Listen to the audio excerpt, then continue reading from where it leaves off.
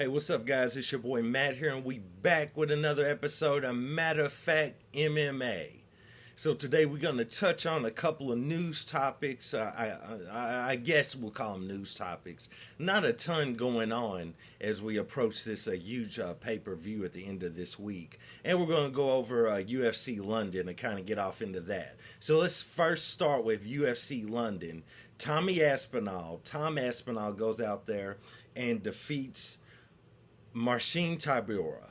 Well, there it was. I don't really know. I might be in the minority on this one, but it's just like these UFC London cards, they just haven't been hitting like that first one where they went, and each time they've progressively gotten a little bit less. And I mean, I know a lot of that hinges on Patty fighting, on Molly fighting, now Tom Aspinall fighting, but it seems like they're not quite coming together, you know.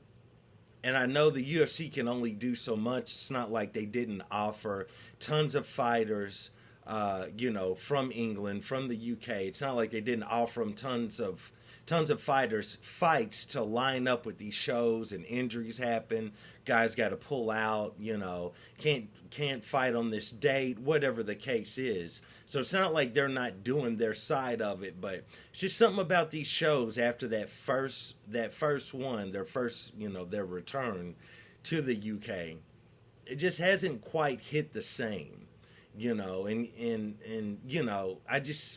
I don't know what it is. I mean, you get that excitement because the crowd is going to be in it. But even with this, the crowd didn't even really seem to be as into it as they were previously. Even like with Tom Aspinall, they just didn't really they weren't, singing the song that Tommy Aspinall, like they wasn't really doing that as much as they were previously. I know he had that injury that probably took a lot of steam out of his rise, but I don't know. It wasn't hitting like the other cards were hitting. So I don't really know, but nevertheless, in the main event, Tom Aspinall goes out there. He finishes him in I think 70 something seconds, something like that. I mean, I guess you could say Tom looked good, but I found he looked a little unsettled in his striking. Not that he's not a good striker or anything, but he just overall looked unsettled, which, I mean, I would guess that comes along with returning from a major injury, like he was doing. But he just didn't quite seem to be settled. Looked like there was some nerves, some jitters, so to speak. But he goes out there, he gets the job done. He defeats him. Afterwards on the mic, he said he was going to go to France. He was going to watch the Cyril Gane fight, and he wants to fight the winner of that matchup. And then, he's kind of talking about, after that, he's going to go out there and beat John Jones. I mean, it was what it was. I mean, Tom is definitely good on the mic, but he's not like, a star on the mic. He's more of a star based out of the people or the crowd that is behind him, and it makes him feel bigger than what he's actually going to say on the mic, if any of that makes sense. But, good showing for him, good return for him, big win for him, so that was all good to see. In what I would call the John Jones sweepstakes, I think that Tom Aspinall he's probably the closest out of all of the remaining guys in the heavyweight division that might be able to entice or intrigue John Jones at a possible fight, assuming that John goes out there and defeats, assuming he goes out there and he defeats Stipe. I don't really see, anyone left in the heavyweight division that could intrigue John enough or entice him enough to stick around and have another heavyweight fight. But I would say probably the closest is going to be Tom Aspinall, only if it happens in the UK. And I say that, and that's a big ask that you're gonna get, the GOAT, the number one fighter in the world being John Jones, to, not only come back after beating Stipe to face, Tom Aspinall, but also, for him to fly all the way over there and face him there and be in the Lion's Den amongst everyone that's hating on you, cheering against you, to fight him. Now, I say, as far as the cheers, John Jones is not worried about that. I mean, John Jones hasn't been a fan favorite in God knows how many years. So he's not worried about that side of it, getting booed and everyone cheering for Tom. But it's just the ask of getting him to go over there, taking him out of his comfort zone where he's familiar at, taking his whole crew, maybe he travels with his family, but he's definitely traveling with his coaches, everyone that's a part of his team. It's just out of your comfort zone. It's out of your comfort zone. We're trying to find, where you're going to eat at, how you're going to, it's not like he's got to cut weight, so to speak, but it's just all the other little things that a guy like him, it makes him feel comfortable, and sending him over there, I'm not sure. But I think the only way he would even entertain a fight against Tom Aspinall is probably going to have to be in the UK, simply because all of those, all of those fans behind him, hyping up the fight, hyping up Tom Aspinall, making it this huge deal. And, John Jones, can he go in there and silence the crowd and defeat Tom Aspinall, or is this going to be the guy to finally, put that L on his record? Man, it's hard to say. But I still can't really say that any of that would intrigue John Jones enough to take that fight.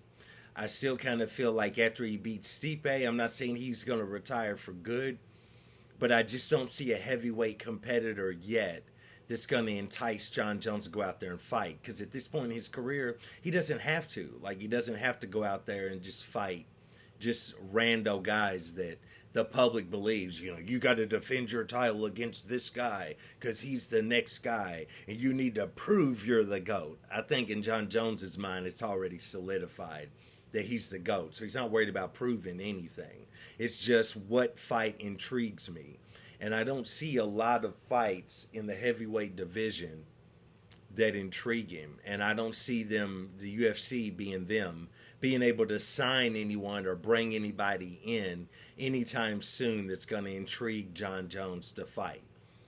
Because I mean, they're not gonna be able to get Francis Ngannou, at least for he's going to be locked down at least for the next 2 to 3 years, probably, at least 2.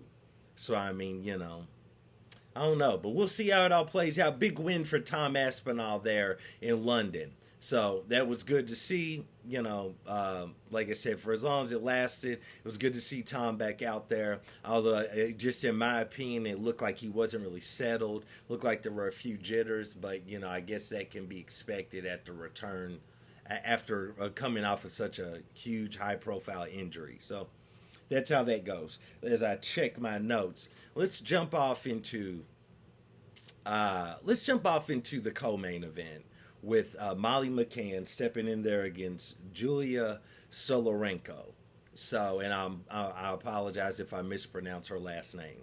So with this fight, I mean, it wasn't much of a fight, but there's a bigger point to me to speak on coming off of this. So, Molly McCann goes out there. She gets finished via armbar, arm submission. And just looking at it, it was like when Julia first started to try to cinch up the arm, really she had no way of getting that arm submission at all. But then Molly shifted her weight and rolled over and kind of rolled into position of this. And it kind of is what it is. And I was thinking of something that when I saw that happen, and I was thinking, so as I'm watching Molly McCann walk out to the octagon, it's hitting me that something that you don't get a lot of in this newer generation of fighters, a lot of the younger fighters, the new prospects and everything, you don't get that sense of almost like you don't get that magnitude, like a huge moment for a lot of these fighters, because so many of the up and coming new fighters and so many of the people that aren't necessarily stars yet, but people think may end up being stars, like they're more bigger, like they're really good athletes, which translates into them being good fighters, within the UFC or within mixed martial arts. But they're not big people. I'm going to make this make sense if it doesn't make sense. They don't have these big personalities. They don't have these big, humongous, as I'm watching Molly McCann walk to the octagon, you could feel her presence, right? And I'm not a huge Molly McCann person. Like, I'm not like this huge Molly McCann fan at all. And it's like, let's all just be honest. I mean, Molly McCann, she can fight, but, compared to who we all look at in women's MMA as really good fighters, Molly McCann is not that. All right, so let's just come out with that. But I think the thing that's kind of missing from a lot of the newer fighters is that Molly McCann comes out there with a presence. Like, if she's coming to the octagon, she's there to do work. She's there to do business. And she has a presence. You can tell that she feels it in her heart, in her soul. I'm a fighter, and I'm about to go out there and fight. And to me, that's what separates a lot of the newer fighters from the older generation of fighters. Because a lot of the newer fighters are talented fighters and they're outstanding athletes. Thus, they're pretty good fighters. But back in the day, it was more based. These people were fighters. You know what I'm saying? They were fighters. You dig what I'm saying? Like, these people, they would have been fighting at a bar on a Saturday night regardless, as if they were walking out in front of, 25,000 people in the octagon. They're going to be fighting regardless. There's a different mentality. So the old school, they were good fighters because they were fighters. Like, you know what I'm saying? Like, these people would have been fighting at your local flea markets. They would have been fighting on a Saturday night at the bar, on a Friday night in somebody's alley. They're going to be fighting regardless. In their own backyard playing dominoes with their family. Somebody's going to catch a fist when the game goes wrong. You know what I'm saying? So it's like that was how they were built. And the newer crop of fighters, not all of them, but a good portion of them, they seem to be really good fighters because of being really good athletes, and they get turned on to fighting, and they come into the fight game, the fight business. But they don't have that same fire that the previous generation had. And I would classify Molly as one of those. Because as she was walking out, I'm going to be honest, I kind of thought she was going to lose anyway. And as she's walking out, she's just coming out with so much intensity, and you feel the support of the fans behind her. Of course, she is there, she is there in London. She's not in Liverpool, but she's there, And it's just like, bro, it doesn't translate to be the same thing for a lot of the newer fighters. It's just a thought that I have. A lot of the newer fighters, they're extremely good athletes, so they're talented in that, but it doesn't quite translate, so to speak. So I just wanted to kind of get on a rant on that, but nevertheless, Molly McCann goes out there. She loses by submission. Also, we had Nathaniel Wood stepping there against Andre Fili. This is another fight I want to highlight. Great fight, tremendous fight. Both guys took some heavy shots. Nathaniel was dropped once, maybe twice. Andre Fili, I believe he might have only been dropped once, or at least rocked. But great fight. It was good back and forth. I felt like Nathaniel did enough to get the win. I saw that Andre Fili seemed like he was upset at the decision, but I kind of felt like Nathaniel Wood definitely did enough to get the win. Although I will say, you could kind of see, even though Nathaniel Wood cracks, you could see his smaller frame for that weight class is probably going to give him trouble. It's probably going to give him trouble as he climbs in the rankings, because Andre Fili just kind of dwarfed him.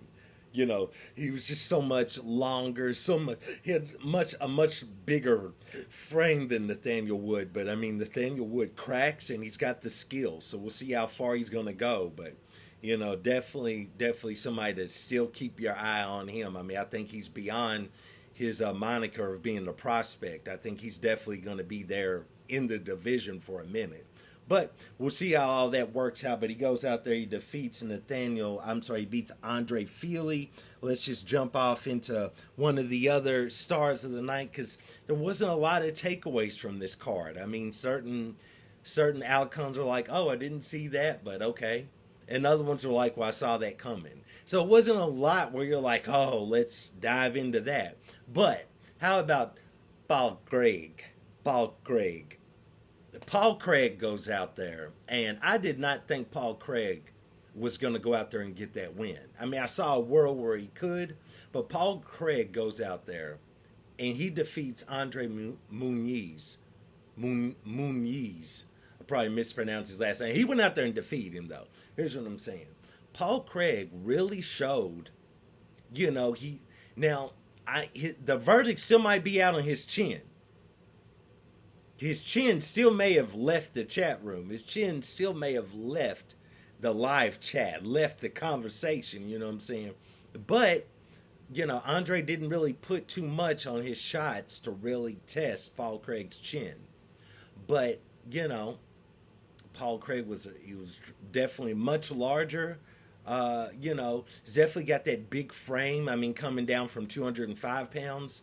So, I'm kind of interested to see where he goes at middleweight.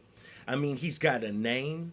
He definitely, he's a fighter that, I'm not saying he's a star by no means, but he's noticed. Like, people, if you watch, you watch the UFC, and more importantly, mixed martial arts, most people know who Paul Craig is just by you kind of being like, I'm not saying he's a household name, not that, but, if you watch, you kind of have a little bit of an idea, oh, I've seen this guy before, at least that.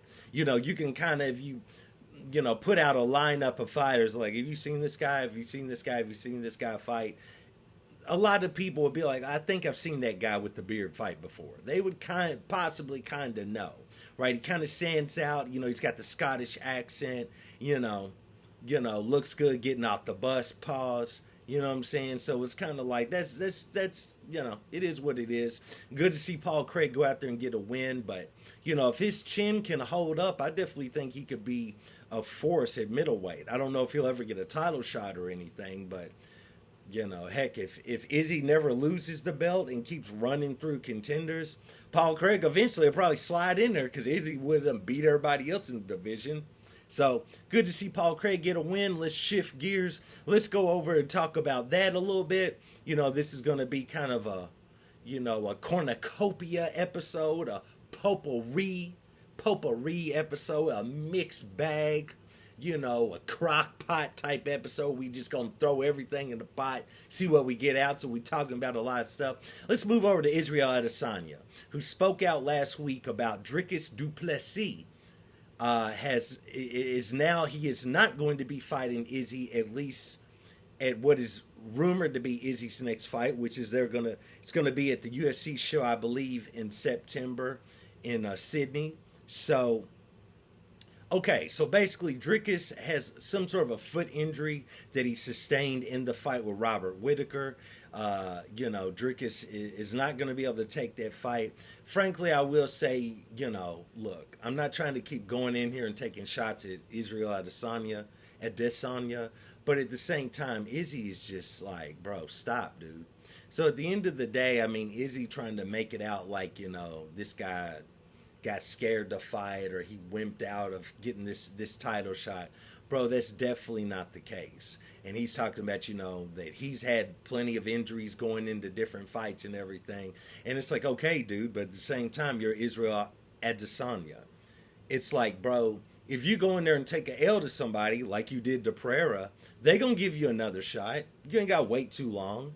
You know what I'm saying? You're going to get right back in there. They're going to give you another shot. And you're already making millions. You're already worth millions. There's a little bit more incentive Now, when you're Dricus du Plessis and you're talking about going in there not just against an average middleweight champion, but going in there against a guy that's regarded as possibly one of the greatest middleweights of all time. Of all time, right? I mean, personally, I prefer Anderson Silva, but this guy beat Anderson Silva. You know what I'm saying? So it's kind of like you want to have every box checked. You want all I's dotted, all T's crossed when you gonna step in there against the style bender. You know what I'm saying? So you can't really hate on the dude.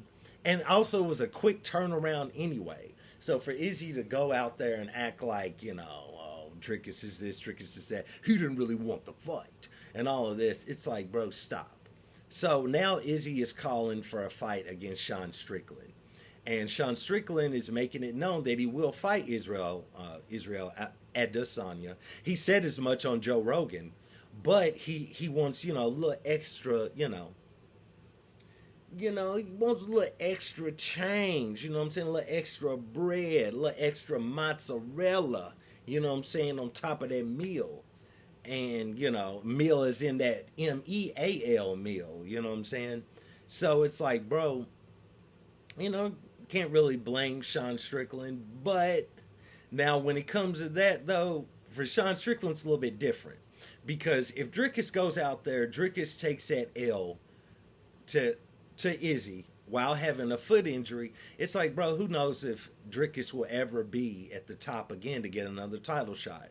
It kind of depends, because part of him getting in this shot, even though he did go out there and defeat Robert Whittaker, is this back and forth that he's already started with Israel Adesanya. We'll just call him Izzy, because so my country self doesn't have to keep pronouncing his last name. But for Sean Strickland, as far as we all know, he doesn't have any injuries. He doesn't have a lot going on. And, Sean Strickland's taken 2 hard L's. One from Pereira and, another one from Cannonier. Granted, he did bounce back after the Cannonier fight, but still, though. So it's kind of like, man, if I was Sean Strickland, I would just, I would take the money, whatever they're offering. I wouldn't rock the boat a lot. I mean, he can rock it a little bit because they need that show saved. So he should definitely get a little bit extra. But, man, don't price yourself out. Go in there and fight, because as far as we all know, you are healthy. And you're a fringe kind of guy anyway. The things that you say, definitely the UFC can't be happy about. I mean, imagine if this guy, let's say he could defeat Izzy. Which I don't see him beating Izzy at all. But if he could, God, can you imagine this dude being the champ? I mean, can you imagine this dude trying to represent the UFC in a wild-ish that he be saying? I mean, come on, man. He going to alienate 12 different genders, 4 different races. I mean, come on, bro. You can't have Sean Strickland as a champion. And I mean, no disrespect to Sean Strickland fans. The guy is a good fighter. Not on the caliber of Izzy, in my opinion, but he is a good fighter when you're just talking about fighters at middleweight. You know what I'm saying? So I think Sean Strickland just needs to bite that bullet, go ahead and take that fight. But kind of is what it is. I saw his interview with Henley, which was hilarious. Just the way he just skates through all of these topics. He's insulting all types of races and genders and everything, but he skates through in such a comedic way that, you're just kind of like, man, this guy, I did want to punch him, but now I'm just going to laugh at him because he's just so lost. So you just laugh at him and send him on about his business. But, we'll see how all that plays out. As of this time, they still haven't signed that fight yet. Supposedly, Strickland is still trying to negotiate something, but if I was him, I would just go ahead and take that fight and see how it plays out. And if you get beat, dude, it is what it is. And there's not a lot of people expecting Sean Strickland to go out there and do anything to Izzy. And also, I mean, you're fighting there in Sydney. The whole world's against you. The whole arena's against you. If you go out there and take that L, you can bounce back the same way you did against Pereira. So I would just roll the dice and take that shot. So that's how that is. I don't know if he will, but we'll see how it goes. I believe there's still, negotiations going on. Outside of that, only other huge fights that were talked about or released or made, I should say, Islam Makhachev is going to go in there and defend the lightweight strap against my guy, oh Charlie Olives, oh Chucky Olives, oh Charles Oliveira. The champion has a name, and his name is Charles Oliveira. Is going to get the rematch against Islam Makhachev, going down in Abu Dhabi a little bit later this year. So I believe in October. I'm very excited for that fight. I mean, Charles Oliveira could go out there and get waxed again like he did the first time against Makhachev, but that's why I like Charles Oliveira, is you just never know. A lot of people didn't see him beat in Beneil Dariush, and I mean, he went out there and he shocked the world there. A lot of people didn't see him beat in Justin Gaethje. He shocked the world there. A lot of people didn't really see him beat in Dustin Poirier. He went out, he shocked the world there. How about this? There was a contingent of folk that didn't think he was going to beat Michael Chandler. And he goes out there and he beats Michael Chandler. So, you know, I'm interested to see that fight because Charles Oliveira has a style in which weird, crazy, chaotic things happen, which makes him such an exciting fighter. And it could get a little chaotic, and maybe Makhachev gets caught with something. Maybe he takes that L. I don't see Charles winning by decision. No way, no how. But I could see him possibly catching Makhachev with a wild, chaotic shot because Charles Oliveira cracks. I don't see him, you know, catching Makhachev with a submission, but we did see Alexander Volkanovski did get the better of Makhachev. And at one point, he actually took Makhachev's back. And I mean, so if he could get the back, there is a world where maybe Charles Oliveira gets in a good position. And Charles, if he gets your back, you know, he can finish the fight. But we're talking about Islam Makhachev here. So we'll see how all that plays out. I am excited to see that fight. Outside of that, another fight that was made is Khamzat Chimaev is going to make his return. He's actually returning to the middleweight division against Paulo Costa. Definitely excited to see that fight. There's so many ways that fight goes. I got to pick Khamzat in that, but you never know. Paulo Costa is a bull in a china shop. He's a wild man, you know what I'm saying? Paulo Costa, he's like, it's like walking in the middle of an AA meeting on Cinco de Mayo and throwing a case of beer in the middle. Let's see what's going to happen, you know what I'm saying? You know what I'm saying? Don't disrespect anybody in AA, you know. Take alcohol abuse seriously, but you know what I'm saying. It's like, bruh, it's like throwing some chum in the water and a pack of sharks. You know what I'm saying? In the middle. You dig what I'm saying? Maybe I like that one a little bit better. But bro, we'll see how it all works out though with that. I mean, I'm anxious to see Khamzat fight, but at the same time, you're kind of like Khamzat, like, bruh, it's been so long and there's been no explanation to why there's been so long. You know, rumored that maybe he was serving a USADA suspension. Was USADA involved and why he was away so long? You know, there's also rumors that due to his political ties there in his country, maybe he wasn't allowed to travel. So I don't know. We'll see how it all plays out. But I am anxious to see him fight. But I do believe he lost slightly a little bit of steam that he had built. Nevertheless, we'll see how it all goes down. We got a huge fight week here going on. The major fights this week. We got the BMF title on the line this Saturday. Dustin Poirier stepping in there with Justin Gaethje. We got Alex Pereira and Jan Blachowicz stepping in there, Yanni Blacko. So, you know, we're going to do a couple of videos about all those different things and how things could play out. So I'll be coming right back with you. In the meantime, I appreciate you for checking out another episode of Matter of Fact MMA. And I'll check you next time. Peace.